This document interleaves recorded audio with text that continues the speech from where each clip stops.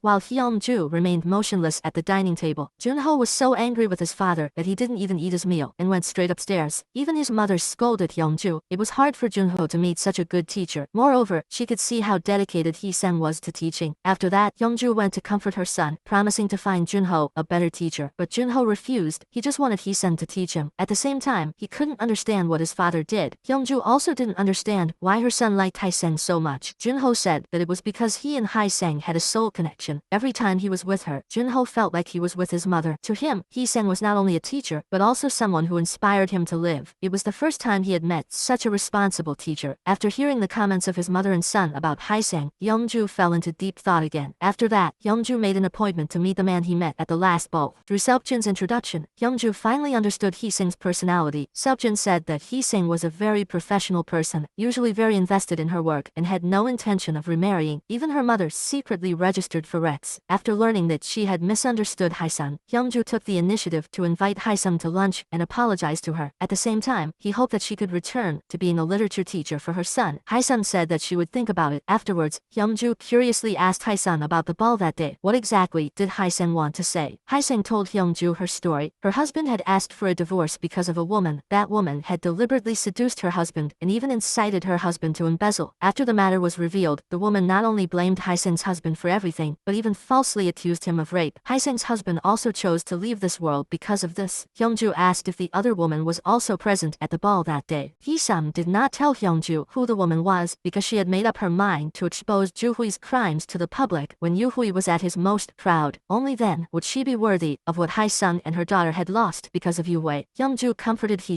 that the pain she had endured would fade away over time. In fact, Hyungju also had her own thoughts. Although he did not lack money, the women who approached him all had their own purposes. He wanted to find a woman who was sincere to him. On the other hand, Yu-hui, who was immersed in love, finally came to her senses. After hearing that Yu-son had introduced a blind date to Hyungju again, she went to find Yu-son and said that Hyungju now loved her. Yu-hui asked Yu-son not to waste her efforts. Actually, from the beginning, Yu-son didn't like Yu-hui, the type of person who just wanted to quickly marry into a wealthy family like her. Couldn't Hyungju not see that? Thanks to Yu-son's reminder, Yu-hui realized that the ring Hyungju gave her that night was just a test. Yu-son also kindly reminded Yu-hui to be careful of Hee-sang. The relationship between Hyungju and Hee-sang was not normal at all. Hae-sung could even freely enter and exit Hyungju's house. Yu-hui told Yu-son not to worry about this. Sooner or later she would deal with Hae-sung. On the other side, because she felt guilty, Hyungju gave Hae-sung a car. But this gift was too big for Hae-sung. She firmly refused. This made Hyungju feel very surprised. That evening, Yu-hui sat looking at the ring Hyungju gave her, seemingly calculating something in her heart. She sent a message to Hyungju hoping to meet him, but Hyungju was still thinking about misunderstanding Hae-sung. How could he be in the mood to think about her? So, Yu-hui went straight to Hyungju's house to find Hyungju, returning the diamond ring Hyungju gave her. Yu-hui originally didn't want to be a mistress. What she wanted was to become the boss of this house, but she didn't expect that she would be treated so coldly by just receiving a ring. At the same time, she said that if it was to compensate for that night, then she didn't need it. But after walking a few steps, Yu-hui turned back. She said that Hyungju was really arrogant and self-confident, so he thought that she was with him for money. Yu-hui said that she didn't like Hyungju at first and only agreed to contact him because Yu-sun had introduced her many times. In the end, Yu-hui used a trick to provoke him. She said that there was no need to continue dating someone like Hyungju, who didn't understand the most basic requirement of respecting others. At the same time, she also said that she was tired of playing that night and didn't need Hyungju to compensate her. Yu-hui's time standing there talking was not in vain. Hyungju's self-esteem had been hit. Yu-hui's top-notch acting had successfully aroused Hyungju's competitive spirit. Yu-hui was indeed very experienced in seducing men. After that, the two went to the wine cellar to choose wine. Yu-hui, who had just insisted on breaking up, now started another scheme. She took the initiative to propose to be friends with Hyungju. Hyungju happily agreed with her. After all, having another confidant wouldn't be a loss. But Yu-hui didn't think so, because her so-called friends had countless possibilities. While the two were choosing wine, Hee-sang led Junho in. Seeing that her good thing was ruined by Hae-sang, Yu-hui was extremely angry. Hae-sang suddenly appeared here because Junho planned to go see his mother today to show off his 100 points in literature. But seeing that his mother was currently living a good life, Junho couldn't bear to bother her. So he sat under his mother's building for several hours. After hearing about it, Hyungju asked Hee-sung to pick her son up and take him home. That's why she appeared here. But Yu-hui didn't care what the reason was. She went crazy and dragged Hae-sung out. The fight between the two women was about to break out, so dramatic that the two of them almost fought. Facing Yu-hui's evil schemes, Hee-sung was not inferior. But unexpectedly, the next day Yu-hui once again harmed Hee-sung. She took advantage of her position in the company and auctioned off the house Hae-sung was living in. Hae-sung's car was also temporarily taken back by the company for unknown reasons. Hae-sung's life was already difficult. Now it was even more difficult, because the house they were living in would be auctioned off tomorrow. Hae-sung and her daughter could only move house overnight. But even so, Yu-hui still hadn't been sparing them yet. She went directly to Hae-sung to mock her and the daughter, even insulting Hae-sung in front of her daughter. Hae-sung and her helpless daughter didn't know what to do. After Yu-hui left, Seokjin heard the news and ran there. After he found out that Hae-sung and her daughter didn't have a house, he bought the entire building. That meant Hae-sung and her daughter didn't need to move house anymore. Although Hae-sung still gave Seokjin the rent, she was also very grateful for his help. The next day, Yu-hui was very angry when she heard that Hae-sung was not kicked out. She did not expect that it would be so difficult to teach Hee-sung a lesson now. On the other side, Junho once again scored 100 points in literature teach her subject. This made Hyungju very happy. In order to cheer up her son and thank Hae-sung, Hyungju decided to take his son, Hae-sung, and her daughter on a trip. While they were eating, Hae-sung's father called Junho Big Brother. This made Junho very happy because since his parents divorced, Junho rarely saw his mother. The boy hated his mother for betraying his father, but he also always hoped to receive his mother's love. So Hae-sung's concern for Junho made him really like being with Hae-sung. Afterwards, they went to the fishing boat's bow. While Junho was packing his things, he accidentally cut his hand with a hook. Seeing Junho bleeding, Hae-sung immediately ran over to check on the situation and at the same time kindly helped him treat his wound and reminded him not to touch the water. Hyungju saw how affectionate they were, and he stood to the side, feeling extremely touched. It seemed that from that moment on, Hyungju had a special affection for Hae-sung. In fact, he had seen that his son had rarely taught since he was young, but whenever he was with Hae-sung and her daughter, he always laughed and talked happily. At this moment, Hyungju realized how much he owed his son. It was also thanks to Hae-sung's presence that Junho became as optimistic as he is now. At this time, while the two children were jumping around, the sea breeze blew and almost made Hae-sung fall. Fortunately, Hyungju caught her in time. This was the first time the two had physical contact. They both felt very shy. After the outing ended, Hyungju once again gave Hae-sung the same luxury car as before. Hae-sung originally wanted to refuse, but the daughter standing next to her ran quickly into the car. Seeing the daughter's actions, Hae-sung didn't know what to do. Hyungju saw that Hae-sung was embarrassed, so he told her not to think too much. This was just a gift to ask her to take care of Junho. It was that simple. After Hae-sung and her daughter left, Hyungju was very surprised. Junho standing next to him suddenly said that if he had a mother like Hae-sung, he would be very happy. Seeing her son's admiring gaze, Hyungju also laughed. Seokjin sat alone drinking to relieve his sorrow at night. He saw Hae-sung and Hyungju hanging out online, which Hae-sung's daughter posted online. At this moment, stepmother Yoo-sun entered Seokjin's room. She agreed to cooperate with him and match him with Hae-sung. So the next day, Yoo-sun used her name to bring Hae-sung to meet Seokjin. Yoo-sun not only thought that the two of them were a good match, but also introduced her relationship with Seokjin. But coincidentally, Hyungju and Mi-jin also came here to eat today. This was clearly arranged by Yoo-sun. Before Hae-sung could say anything, Yoo-sun said that the two of them were dating. Hae-sung didn't explain anything to Hyungju because Hae-sung understood that Yoo-sun did this because she had been going in and out of Hyungju's house recently. She was afraid that she would affect Hyungju and Mi-jin's dating. As for Yoo-sun, she introduced Hae-sung to Seokjin because she knew that Seokjin's father would not approve of their relationship. This caused a conflict between the father and son. On the other hand, Hyungju and Mi-jin's date was not very happy. Moreover, Mi-jin deliberately said that the two of them were very compatible, as if they had been in love since college. This reunion could be considered fate, but she did not know that the man sitting in front of her did not want to hear these words. Yoo-hui was also not free at the moment. She was busy planning to harm Hae-sung. She used her position in the company to go to Hyungju's ex-wife's house and at the same time lied that Hae-sung had used his position as a tutor to intentionally approach Hyungju. Junho also liked this teacher very much, and Hyungju's ex-wife was not very smart. After hearing this, she angrily ran to Hyungju's house. She thought that Junho didn't answer her phone because Hae-sung ordered it. Seeing Hae-sung coming down from upstairs, she started to insult Hae-sung. She said that Hae-sung had done shameless things in front of Junho. Hyungju argued with his ex-wife to protect Hae-sung, but unexpectedly, she slapped him. Hyungju warned his ex-wife not to come here again. If it weren't for his son's sake, he wouldn't have endured like that. Hae-sung and Junho had witnessed their argument. In order to clear Hyungju's mind, the two went to a bar together. Hyungju was in a bad mood, so he decided to drown her sorrows in alcohol. Because both of them had been betrayed in love, they both had pain that others couldn't understand. Hyungju was a little drunk and stared at Hae-sung. At this moment, it seemed like he had fallen in love with Hae-sung. Hae-sung also comforted him that everything was over. Everything would have a new beginning. Hae-sung asked Hyungju to help her with something. Yoo-sun now had a new plan. Yoo-sun told Yoo-hui that Hae-sung had no intention of destroying Yoo-hui's marriage, but rather destroying Yoo-hui's entire life. Only by making Hae-sung completely disappear would everything be truly resolved. Actually, what Yoo-sun wanted was for Hae-sung and Yoo-hui to take revenge on each other, and Mi-jin would easily succeed in dating Hyungju. Only then could she achieve her goal. Stupid Yoo-hui was once again fooled by Yoo-sun's words. While she was thinking about how to deal with Hae-sung, she met the director, who was implicated in the embezzlement case that year. The first thing he did after getting out of prison was to go find Yoo-hui. Yoo-hui saw the director and also looked very nervous. It turned out that this director was in jail because he was implicated by Yoo-hui, but because he had received a sum of money from Yoo-hui, he chose to hide the matter between Yoo-hui and Hae-sung's husband. Hae-sung had also come to the prison many times before, hoping that he could report Yoo-hui to court so that Yoo-hui would receive appropriate punishment, but the director did not pay any attention to this request that did not bring him any benefits. The director saw that Yoo-hui's career was currently on the rise while he was in jail for such a long time. He felt extremely uncomfortable in his heart. The director did not say much and directly pulled Yoo-hui to the rooftop. Yoo-hui begged the director to help her one last last time, that was to get rid of Hee-sung. Then she would pay him a suitable fee. On the other side, Young-ju decided to hold a wine party at his winery. He sent out invitations to everyone. Even Seokjun's bedridden father came to attend. When he saw Hae-sung's beauty, Seokjun was immediately attracted. The scene of the two laughing and talking happily together was seen by Seokjun's father. He went to ask his son if the girl next to him was the girl he liked. Hae-sung quickly denied it. She said that the two were just normal friends, but Seokjun frankly admitted his feelings for Hae-sung. At the same time, he said that even though Hae-sung had given birth and had been divorced, he would still choose her. These words made the father extremely angry. Hae-sung felt the tense atmosphere, so he turned around and left. But Seokjun and Hyung-ju both held her back. Seeing that both men were standing up for Hae-sung, Yoo-hui couldn't hold back anymore. She went to tell Hyung-ju that Hae-sung was a woman who would do anything to achieve her goals. Hae-sung wanted to get close to Hyung-ju, so she came to his house to tutor. As she spoke, Yoo-hui took out a recording. The person in the recording was Hae-sung's university professor. He said that Hae-sung knew Hyung-ju's identity from the beginning. She also knew that his family needed a tutor. Even if she quit her job, he would still go there. Seeing Yoo-hui being so shameless, Hae-sung couldn't hold back anymore. She directly took out the ring that Yoo-hui had given her husband as a token of love from her pocket, exposing Yoo-hui's relationship with her husband to the public. After seeing the ring, Yoo-hui looked embarrassed but still tried to justify herself. Yoo-hui said that she was forced, but Hee-sung said that the name of both of them was on the ring. Moreover, the person who bought the ring was also Yoo-hui. Hae-sung asked Yoo-hui, what exactly did she do to make her husband choose to leave this world like that? At this moment, a man suddenly interrupted Hee-sung. That man was the one who knew the situation the best. Judging from the director's demeanor, he was probably on Yoo-hui's side. Yoo-hui saw that her teammates had arrived and immediately retorted that it was because Hee-sung's husband had framed her that the director had to go to jail. The director went straight to Hae-sung and asked her if she really wanted to know the truth. While everyone around was still in shock, the director suddenly slapped Yoo-hui hard. Yoo-hui was also confused about what was happening. The director said that Yoo-hui was still the same as before. It was obvious that she had done something immoral, and yet she was still so arrogant. Then the director played a recording. In the recording, Yoo-hui was blaming Hae-sung's husband. At this moment, the truth was finally revealed. Hae-sung also shed tears unconsciously. Seeing that everything had been exposed, Yoo-hui went crazy and screamed loudly. Later, the police came to arrest her for embezzlement and slander. It turned out that Hyung-ju had held a banquet today because Hee-sung had told him the whole truth. He wanted to help Hae-sung punish the evildoer. Everything finally came to an end. Hyung-ju expressed her feelings to Hae-sung. The two of them also prepared for a new life together. But what Hyung-ju didn't expect was that Yoo-hui, who had just been arrested yesterday, would appear before him again today. It turned out that Yoo-hui had threatened Counselor Jung. If he didn't help her, she would make their relationship public. Because he was afraid that it would affect his election, Counselor Jung took advantage of his power and released his illegitimate daughter. After going out, the first thing Yoo-hui did was to challenge Hyung-ju's group. She said that she wouldn't give up so easily. On the other hand, Yoo-sun went to find Hae-sung again, saying that Seokjun had quarreled with his father because of her. As for her, she also agreed to support the two of them getting married because of the family property dispute. But Hae-sung had already seen through Yoo-sun's intentions. At this moment, Yoo-hui suddenly walked in from outside. Hee-sung was very surprised to see Yoo-hui. After that, the two of them quarreled again. They all said that they would not let each other go. At this time, Yoo-hui only had one goal. That was to overthrow Hyung-ju and destroy Hae-sung. She knew that her father would definitely protect his perfect image in order to successfully run for president. So she took advantage of this and asked her father to help her take revenge. The first thing to do was to overthrow Hyung-ju's company because he not only toyed with her feelings but also betrayed her and stood on Hae-sung's side. Counselor Jung could only agree with Yoo-hui in order to keep this a secret. After that, she went to Hyung-ju's partner. Yoo-hui knew that this man had been plotting to take over Hyung-ju's company for a long time. Moreover, he had an affair with Hyung-ju's ex-wife. Yoo-hui took out a contract. It contained a mistake in the contract to merge Hyung-ju's company. The man only needed to take advantage of this point to defeat Hyung-ju. The man saw this as a good opportunity and agreed to cooperate with Yoo-hui. Very quickly, Hyung-ju's company had a big problem. In order to protect the company, Hyung-ju went to find Counselor Jung for help. Counselor Jung also agreed to cooperate with him, but Hyung-ju was forced to agree to his request. That was to marry the woman he appointed, and the woman that Counselor Jung was talking about was none other than Yoo-hui, his own daughter. It turned out that Yoo-hui still could not let go of his responsibility to marry Hyung-ju. As long as Hyung-ju agreed to propose to Yoo-hui, she would help Hyung-ju solve the current problem. There was no need for Counselor Jung to help. It turned out that Yoo-hui pretended to cooperate with Hyung-ju's company's partner. The purpose was to marry Hyung-ju. On the other side, Mi-jun's mother went to find Counselor Jung, questioning him why he wanted to marry Yoo-hui to Hyung-ju. It was obvious that she had planned to match her daughter with Hyung-ju. Faced with his wife's questioning, Counselor Jung still did not dare to reveal the relationship between himself and Yoo-hui. After all, his election campaign needed his wife's support. Mi-jun's mother also came up with a new plan. She had many ways to make Yoo-hui disappear from this world. On the other side, Hyung-ju's mother mother also went to find Hae-sun. After knowing that her son liked Hae-sun, she gave her some money. She hoped that she could leave her son and no longer need her to tutor Junho. Hae-sang had no intention of remarrying. She also did not accept this money. Today was Hae-sang's daughter's birthday. Hae-sang had come home early to prepare a sumptuous meal. Seok-jin had also brought a cake, but Yu Hui had no intention of letting them go. She wanted to harm Hae-sang's daughter. A vicious plan was forming in her mind. Not long after, Hae-sang received. After learning about it, Hae-sang was extremely scared. After arriving at the hospital, she saw her daughter lying unconscious on the hospital bed. Hae-sung completely collapsed. The doctor told her that if her daughter did not wake up within 2 weeks, she could only return to take care of the funeral. Hae-sang looked at her daughter lying on the hospital bed. She did not know why this happened. At this time, Yoo-sun also went to visit Hae-sang's daughter. She gave Hae-sang a photo. It was the scene of the transaction between Yu Hui and the driver who hit Hae-sang's daughter. Hae-sang was extremely heartbroken. She didn't expect Yu Hui to be so cruel. She wouldn't even spare a child. After hearing that Yu Hui had harmed Hae-sang's daughter, Hyungju angrily went to find Yu Hui, but Yu Hui continued to justify herself. After calming down, Hae-sung took her ex-husband's phone to get it repaired. There were many secrets in the phone. One of them was that Yu Hui was the illegitimate daughter of Counselor Jung. No wonder she was released so easily. Hae-sung went straight to Counselor Jung and asked him to carefully manage his daughter, but Hae-sung was chased out by the security guard. When Hae-sung got to the door, she met Yu Hui. Before Yu Hui could do anything, Hae-sung slapped her. This time she really angered Hae-sung. Hae-sung said that she would definitely make everyone involved pay. After leaving Counselor Jung's office, Hae-sung found a journalist, handed him all the evidence she had in her hands. Hae-sung hoped that he could make everything public. At this time, Yu Hui also decided to act first to gain the upper hand. She once again used her identity as a stepdaughter to threaten Counselor Jung, asked him to help her deal with Hae-sung for his own path to becoming president. Counselor Jung could only agree. After that, Yu Hui watched Counselor Jung call his secretary, asked to deal with Hae-sung before leaving with peace of mind. After Hae-sung and the journalist met and were about to go home, a car behind her followed her. That car forced Hae-sung's car to the side of the road. They then knocked Hae-sung unconscious and locked her in the trunk. They then took a photo of Hae-sung's car being crushed by the compression truck and sent it to Yu Hui before leaving. After seeing these scenes, Yu Hui felt relieved. At this time, Hyungju suddenly came to agree to Yu Hui's request. He took Yu Hui to the place where they were going to get married. He said that although their wedding was not out of love, it could not be held quietly, so he decided to hold a press conference to make the news of their marriage public. Yu Hui was both happy and worried at this moment. She did not expect Hyungju to be so romantic, so she did not think much and agreed to Hyungju's request. Looking at the things Hyungju had prepared for her, she was deeply moved. After that, the two of them went to the press conference hall together. Hyungju said that he had prepared a big gift for Yu Hui. The big screen started to show information about Yu Hui's relationship with Counselor Jung. Yu Hui was extremely scared at this moment. She wanted to leave in a hurry, but was pulled back by Hyungju. He announced to all the journalists and reporters present at the scene that Yu Hui was that illegitimate daughter. At the same time, he exposed her for embezzlement and bribery and even murder. Counselor Jung also saw the information at this time. What he didn't expect was that his secretary and wife had betrayed him long ago. It turned out that Hae-sung had already guessed that Yu Hui would kill her to silence her, so she had already came to meet Mi-jun's mother, who was also Counselor Jung's wife and secretary, and told her the whole truth, including Yu Hui's relationship with Counselor Jung, and also saying that she had handed over all the evidence to the reporter. Once something happened to her, all the blame would be placed on Counselor Jung's wife. Counselor Jung, in order to successfully apply for the election, would eventually abandon his wife. So in the end, Mi-jun's mother did not kill Hae-sung, but released her. After everything was exposed, Counselor Jung and Yu Hui both received their just punishment. A month later, Hae-sung went to the prison to find Yu Hui. This was probably the first time the two of them had a proper conversation. Hae-sung asked Yu Hui if she regretted what she had done. Yu Hui said that she had never regretted it because she had fulfilled her dream. From a young age, her biggest dream was to destroy Counselor Jung. Ever since birth, Yu Hui had lived in humiliation, so she had to work hard all her life to achieve what she wanted. Hae-sung didn't want to talk much to her, so she stood up and left. Hae-sung's daughter didn't encounter any major problems after waking up. Hae-sung also decided to step in marriage once more. The person holding her hand as she walked in the aisle was Seok-jin, but looking at Seok-jin's expression, it didn't seem very happy. It turned out that he was just a bridesmaid, and the real groom was Hyungju standing in the distance. Although Seok-jin did not want to let go, he still chose to silently bless Hae-sung. The story finally came to a happy ending. Above is the entire content of the movie, Marital Ambition. Do you think this movie is good or not? Please send your answer in the comment section below. Thank you for watching, goodbye, and see you in the next videos. Bye.